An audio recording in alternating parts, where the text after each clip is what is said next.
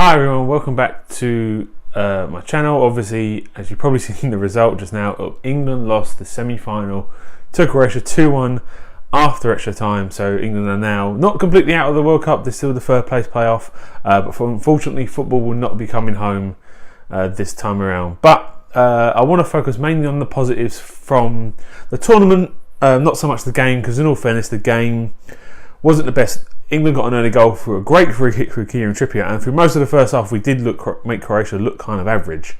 There was some great play, not too much kind of goal attacking threat, but we nullified a lot of what Croatia was coming at us, and we kind of made the game very easy for ourselves, kept very calm, and it all looked pretty good, and it all looked kind of relaxed. And then Croatia they kind of pressed a little bit more in the second half.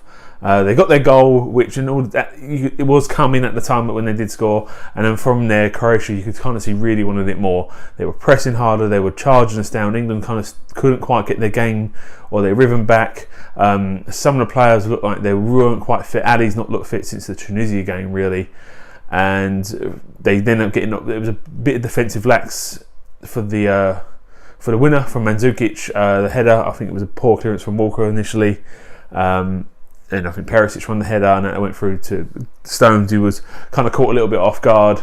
Mandzukic slipped in, scored, and then we just never really created nothing really meaningful goals. A few half shots and half chances.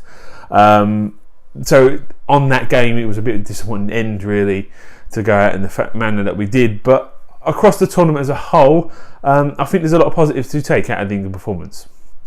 For the tournament, no one was really kind of giving England a lot of chance. If you were to say, "Oh, you're going to win it," it was kind of laughed off as a joke. And to get to a World Cup semi-final, yes, we did benefit slightly from the draw that we had in terms of the route that we've had to get to this point. But it's still, on paper, we've got to a World Cup semi-final. Only the first time we've ever done it. First time we've done it in 28 years. So there are lots of positives to take from the tournament. I think looking at some of the players individually, Pickford had a great tournament. I don't think he was really at fault for any of the goals that came about. He kept us in a lot of games. Even in this game, he made a great save from Mandzukic when he kind of almost tackled him rather than actually made the save. Obviously made the save in the penalty shootout, which put us through to the quarterfinal when we beat Colombia. Kieran Trippier, I think, had a great tournament. He really kind of showed that he's maybe one of the best sort of wing backs out there.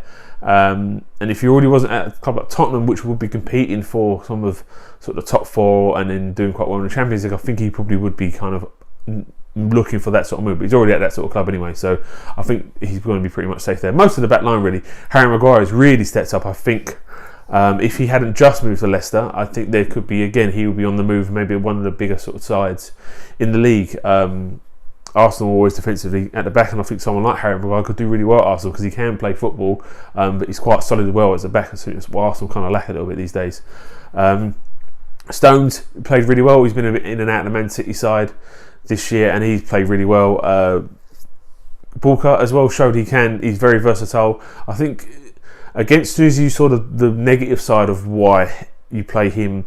It's about him being a fullback. He's not used to players coming on behind him, so when he kind of tapped and elbowed the guy and give away the penalty, that's the negative side. But today we saw some of the pluses where he was chasing down, and obviously his pace helps.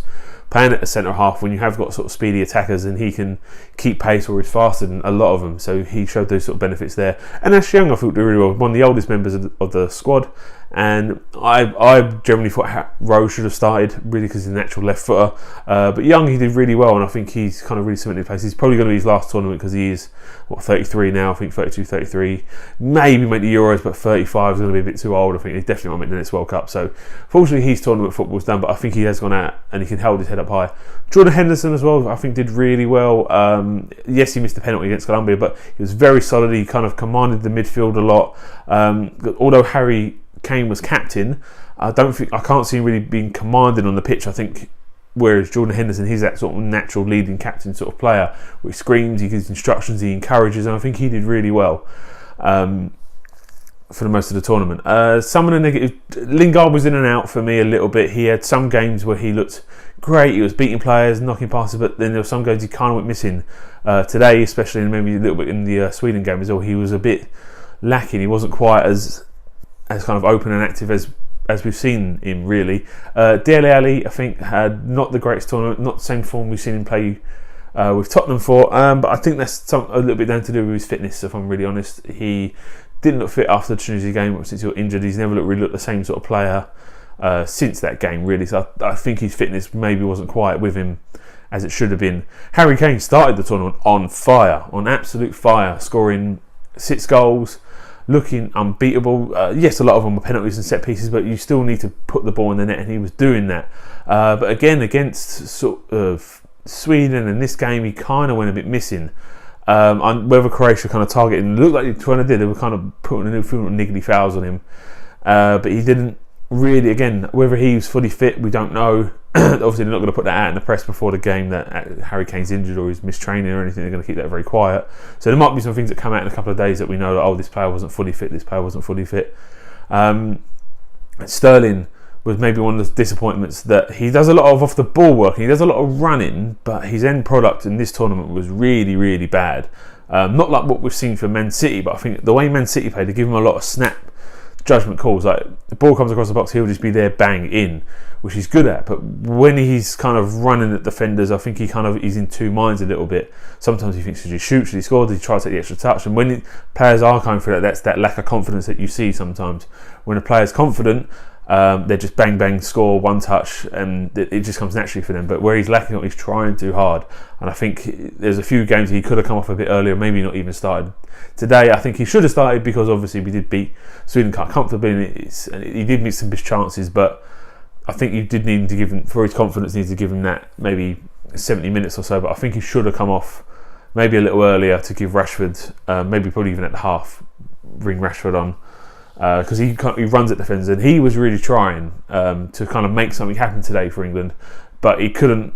He wasn't quite there for him, and when he was beating players, other players weren't there in the box with him, and it was disappointing for him, really. Some of the other players, obviously, it's hard to judge the Belgian game where we've seen most of the other players, because that game again was a bit of a nothing. So obviously in the other semi-final we had France against Belgium. Probably what a lot of people have, out of the two semi-finals speaking, the winner of this game will probably go on to win the tournament. France got the win. They probably just deserved it. They won it 1-0. It wasn't the best of games. Umtiti got the winner eventually for France. Belgium had their chances and probably should have scored, maybe taking it extra time, but on the overall balance of play, probably France deserved it. And obviously, as I said at the start of the tournament, I thought France would probably go on to win it, and I still think that. I think France will beat Croatia in the final. Obviously, the England-Belgium game is it's a weird one, the third place player, because it usually doesn't really matter unless you're in it, and in England they're in it. It's going to be, I think there's going to be a lot of changes still, because Gareth Southgate will want to get some of the other players from the squad a chance to play in the tournament again, and obviously maybe get a little bit of revenge on Belgium, because they did beat us in the final group game for us to go into the easier side of the draw. But it turns out it didn't really matter, because we both made the semi-final, we both lost our semi-final, and we got to play each other again to see who's the better team out of us two. So I think there will be changes, probably from both sides. It could go either way. I'd like to see us win, because you say we won third, which is then our second best tournament ever, after winning in '66, because we came fourth in '90, losing to Italy in the third place playoff. But like I said, overall I think there are a lot of positives to take out of this tournament.